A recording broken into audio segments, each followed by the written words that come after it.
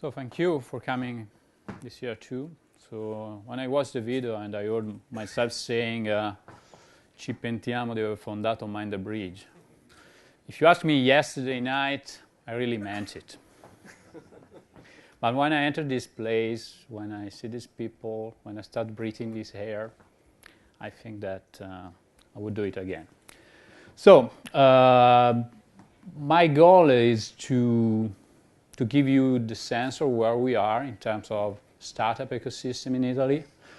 As you know, every year we run a survey based on all the hundreds of applications received, all the startups that enter in contact with us. And today I want to share you just the most important numbers, just to understand where we are, what are the main achievements that the startup ecosystem is getting, and what still are the main issues that we are facing. First of all, we scrutinize over 150 companies and 350 entrepreneurs. We put all the data together, we crunch the data, and I think we find out some interesting results. We did the same last year. What is different this year is that we focus a bit more on early stage companies, also because the seed quest, that is the evolution of the business plan, Mind the Bridge business plan competition, today is mostly focused on early stage companies. And so as a result, also the numbers mostly refer to this segment of the startup ecosystem. And I think that more structured companies need to be analyzed separately, also because they are definitely smaller numbers, and probably we will run some qualitative analysis to try to understand where they are. So what are the Italian startups? What are we talking about? So again, startups for me is not a restaurant newly open, but startup for me is a company that is working on innovation, recently founded, and is planning to grow. So ambition is the ingredient number one for a startup for me. No ambition, no startup. And so what we found out, first interesting result is that most of startups are just project companies, wannabe startups, not yet established. It's quite consistent with the fact that typically startups waiting to establish a company, for establishing the company when they have a clearer idea if the business model they're working on will work or not, and most of the time also when we get some initial funding. And second information we have here is that what they do, mostly web-based, mostly ICT, also because it's definitely easier to start up a company in these fields because the capital required is definitely lower than for starting on life science or clean tech company. Where they are, mostly northern Italy. We see there are two big poles attracting startups. The first one is Milan, the second one is Rome. Southern Italy is still playing the laggard role, but is growing. Compared to last year, we see definitely more and more startups coming out from there, and it's definitely a good sign. Again, one step at a time. And another trend that we already noticed last year, but it's definitely growing, is the number of startups that are incorporating abroad. Last year was 9%, this year is 11%. And also talking about the wannabe companies, you ask them where you're planning to incorporate your company, 40% answering out abroad. So how do you read this data? I think that the first interpretation we can give is that we are sort of facing a sort of, not just a brain drain, but also a corporate drain. So startups are looking for, when you start up a company, you're looking which is the best play to do that. And most of the time, you probably will try to go where you find more and more attractive conditions. And so that is definitely a challenge for our ecosystem to be able to define an environment is definitely more and more startup friendly. On the other hand, I would not be so scared. So again, we can't force companies and people to stay in a place just because we belong to this place. I think the best thing is to try to have a company get their own exploitation. So we succeed as a country if our company succeeds, independent of what they do. So today we will have, and we will discuss about a really breaking news this week, right? Decision closed a round of $50 million. It's a company based in Latina, Italian technology. It closed a round in the US. They are incorporated in Connecticut, but still they are producing their technology in Italy. And this is a win for Italy, independent of whether this company is incorporated. We asked company, this is another quite cool information we got, what do you look for when you are planning to incorporate your company? And you see the most important thing is not capital, but is contacts. We plan to stay where the network content is. Another good information, considered that we're in Italy, is that just 1 out of 2 say that I found my startup where I live. Is, in Italy we say casa in bottega. For startup, it is no longer true, okay? At least half of them. Source of innovation, where the innovation comes out. Most from universities, quite an obvious data.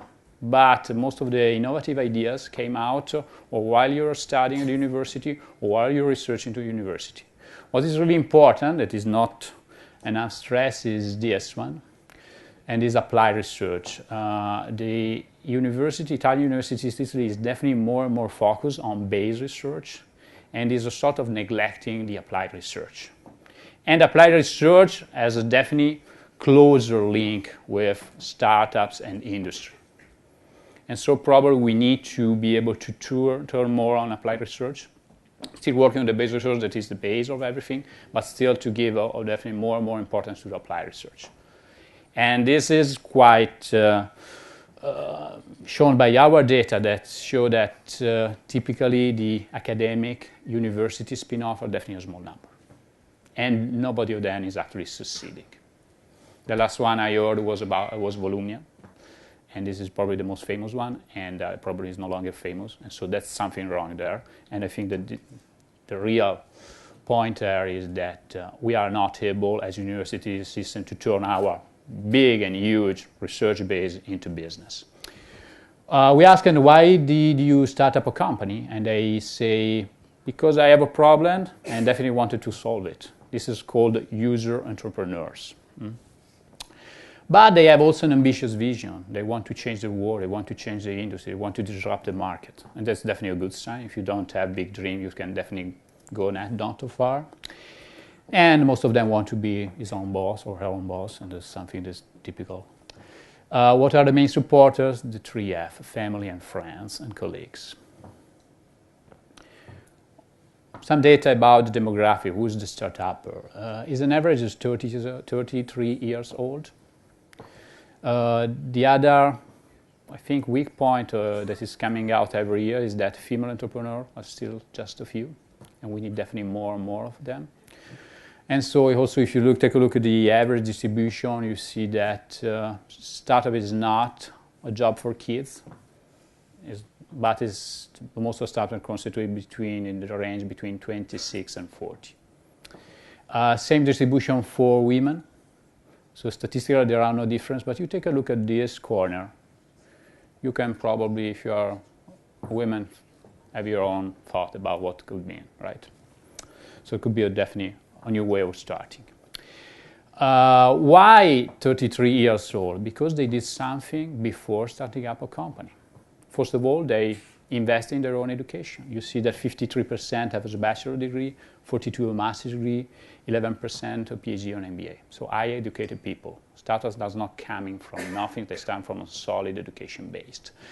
And 8% got it abroad. So it means that traveling, mobility is still an important component.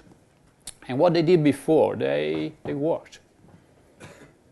So they they tried to get experience in something. And so most of them worked, 80% as an employment. And so they are moving from employee to startupper after, as an average, 8-9 years.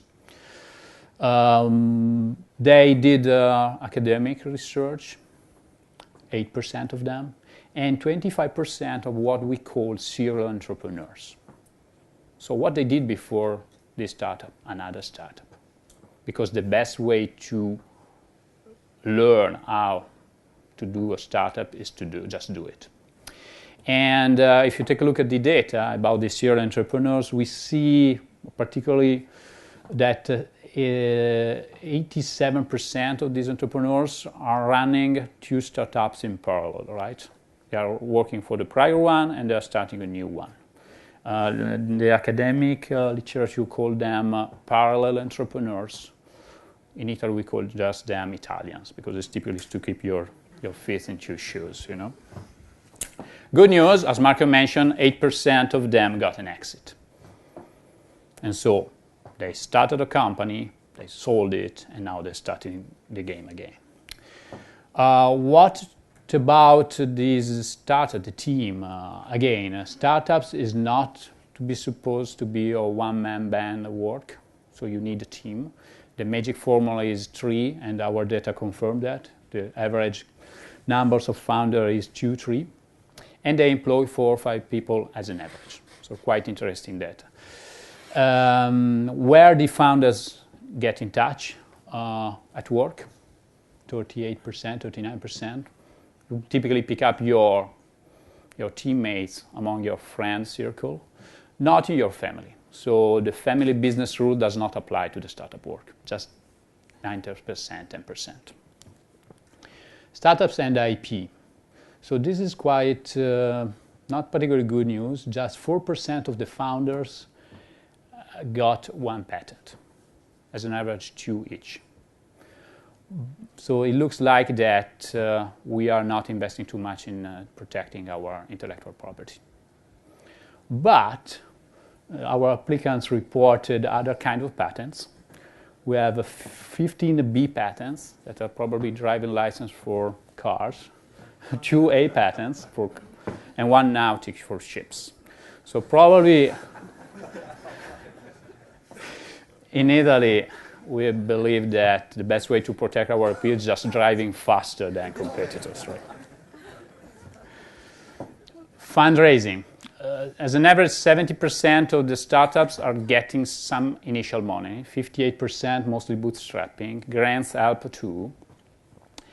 But 60% got serious money by external investor, mostly angels, 8%, 7% accelerator, incubator, seed fund, and 1.2% from venture capital. The average amount of capital raised is 65,000 euros. That is quite consistent with the fact that we are targeting earlier stage startup looking for seed financing. What they ask? They are looking for money, obviously, 69% seed investment, 59% for venture capital, but they're also looking for partners.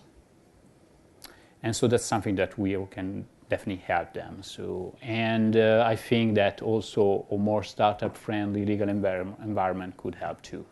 And so this month we launched the Decreto Sviluppo Bis with some new rules affecting startup creation. I would like, before commenting, I would like to see it at work, because I think it's best ways to see it at work. I have some concern, but I think to see that is a step forward. Let's see how this goes, and let's see if we can at least stop or invert the corporate drain that we are facing. That's it. You can download our survey at the mindthebridge.org website. It's available right from now, right, Christian? And that's it. Thank you very much for your time.